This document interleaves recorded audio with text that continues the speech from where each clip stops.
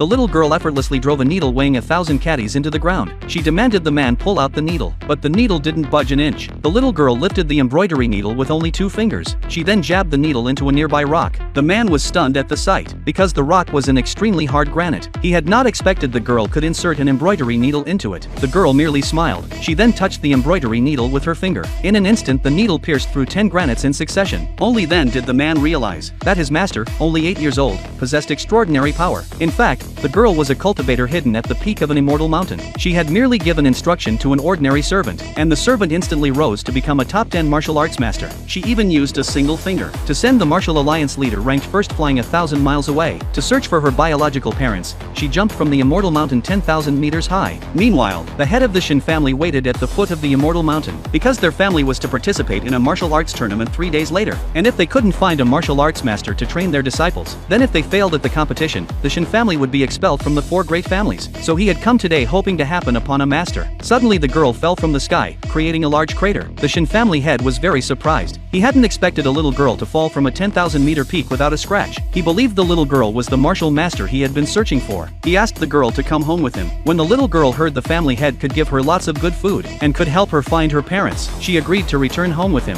When the Shin family head announced that the little girl would be their coach, the disciples all expressed their dissatisfaction. After all, this competition concerned the survival of the Shin family. They didn't believe the little girl had the ability to teach them martial arts. The eldest senior brother deliberately hurled a stone block at the girl. The little girl immediately mobilized the chi within her body to defend herself. The stone block shattered instantly when it hit. The eldest brother intended to step forward and teach the girl a lesson. The crippled man tried to dissuade him, but he was pushed aside by the eldest brother. Fortunately, the Shin family head intervened in time and stopped him, but the disciples were dissatisfied with the family head's decision. To prove she was qualified to be their coach, she decided to select one person as her disciple, excluding those who were strong in martial arts. The crippled man who had just defended her was chosen. She claimed that if the man trained with her for 3 days, no one present would be a match for him. Upon hearing this, everyone burst into laughter. Soon after, the man began learning kung fu from the little girl. The little girl had him sew up underwear using an embroidery needle weighing 400 kilograms. Seeing this, everyone mocked him for learning embroidery from a girl. They vowed that in 3 days the man would be beaten so badly he wouldn't be able to stand. The man encouraged himself that he must not give up. After those people left, the girl told the man it was time to change needles. She then handed the man a needle weighing 1,000 kilograms, saying he had to finish embroidering the underwear to pass.